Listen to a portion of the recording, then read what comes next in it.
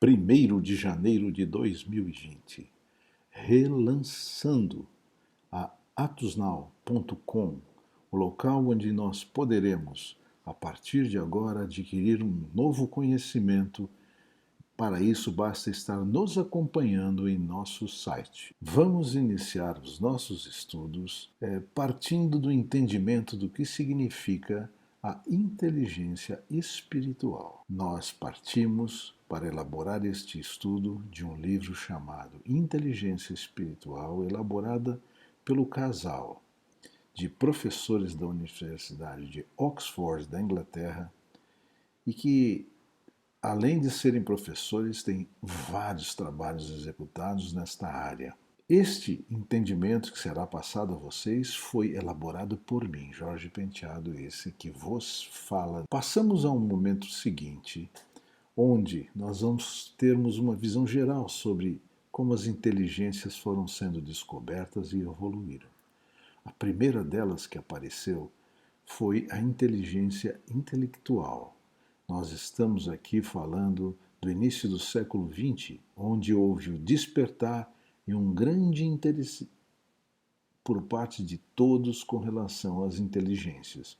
A primeira inteligência, a inteligência intelectual, ela relacionava a capacidade do homem em resolver os problemas de lógica e problemas de grande importância na vida do homem. A inteligência intelectual deu um destaque às pessoas que a tinham após testes executados, um valor imenso, dando destaque a estas pessoas.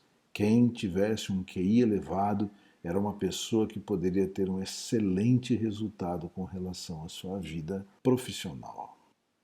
A seguir, vamos verificar que nós fomos ter apenas já na última década, em meados da última década do século XX, o conhecimento do que seria a inteligência emocional, todo um conceito desenvolvido por um cientista chamado Daniel Goleman, que traz esse segundo componente a ser conhecido com relação à inteligência.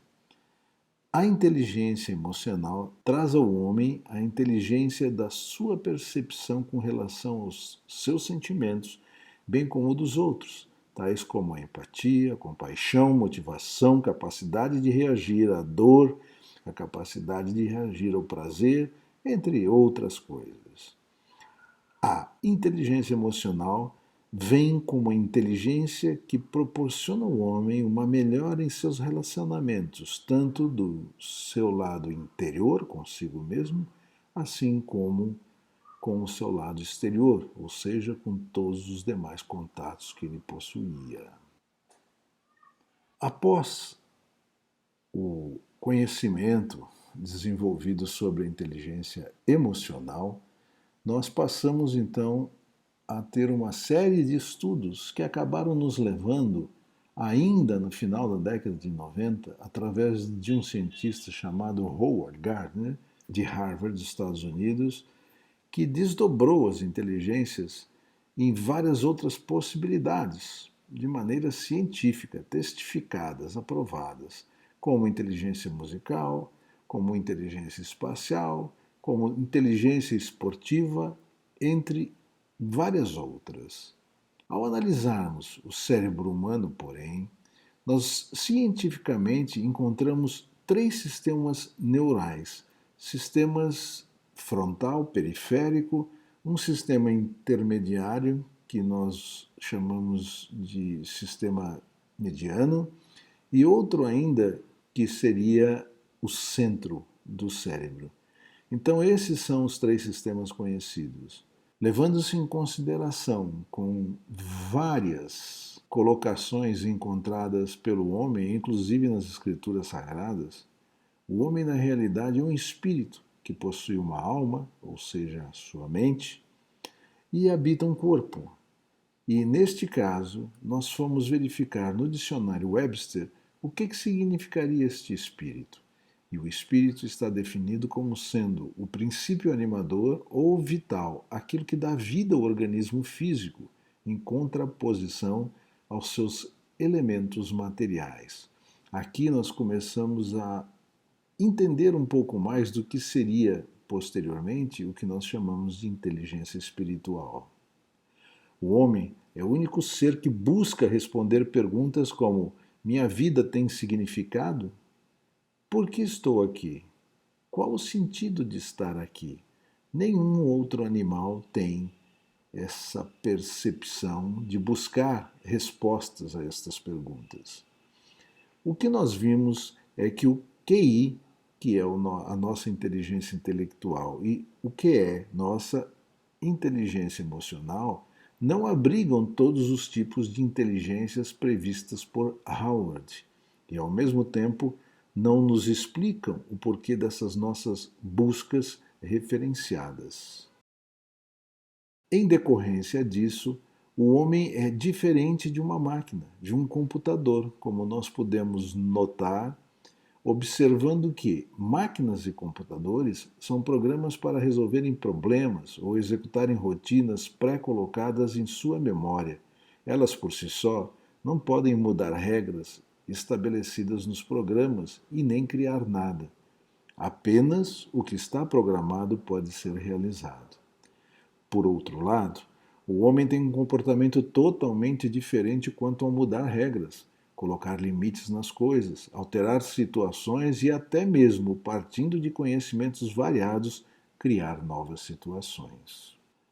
O homem possui o livre-arbítrio, ou seja, sua condição de poder escolher. Entre todos os animais, é o único que pode escolher. O homem, assim como as máquinas, podem executar os processos que estão em seu subconsciente, que geralmente traz processos de hábitos adquiridos em seu meio de vida. Ele cresce com a sua mente praticamente livre e no meio em que ele está inserido, ele começa a aprender uma série de valores que são de seus pais ou de pessoas que se relacionam no meio onde ele está vivendo. Porém, ele não poderá mudá-los sem definir via a sua inteligência intelectual, que é a parte consciente, o que realmente deseja.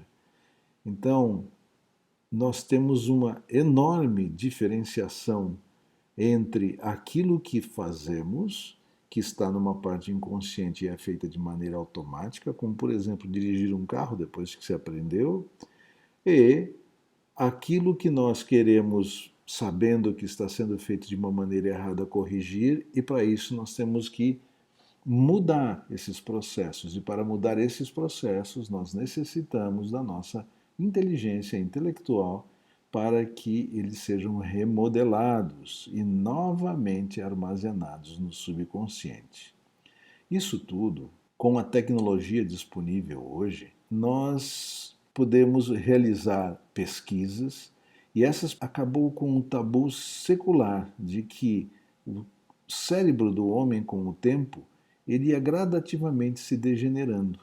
Mas já há algum tempo, depois dos eletroencefalogramas e posteriormente com o advindo de equipamentos com base no magnetismo, onde a caixa craniana não atrapalhava a tomada dos dados referentes ao que estava acontecendo em seu cérebro, nós tivemos uma realidade comprovada.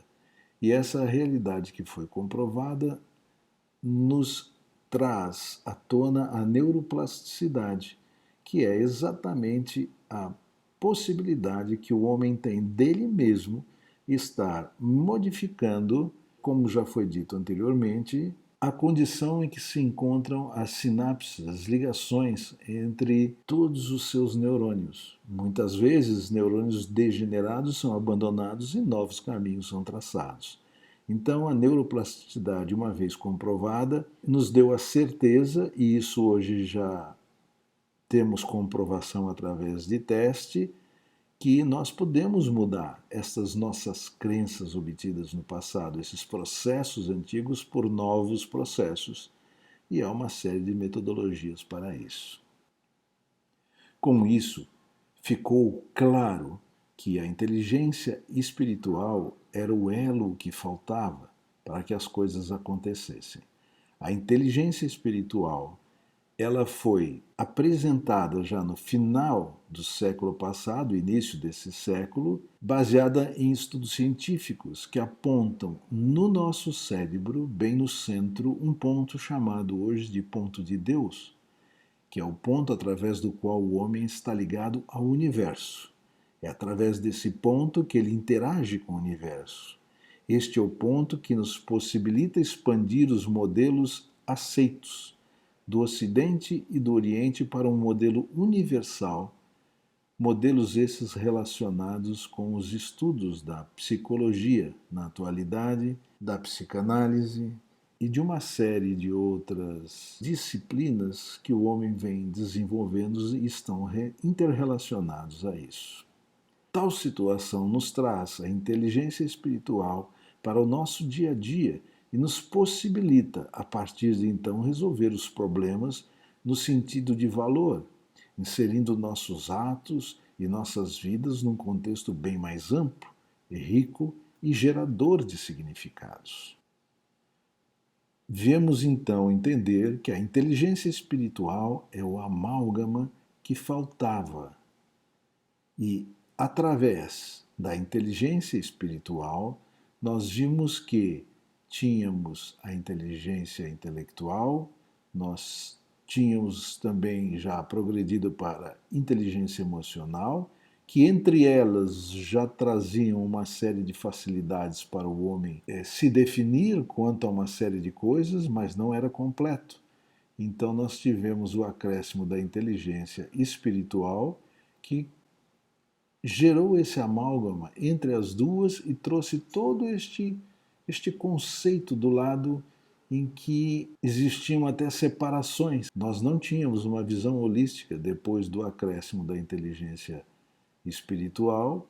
Até então, com a inteligência espiritual, passamos a ter.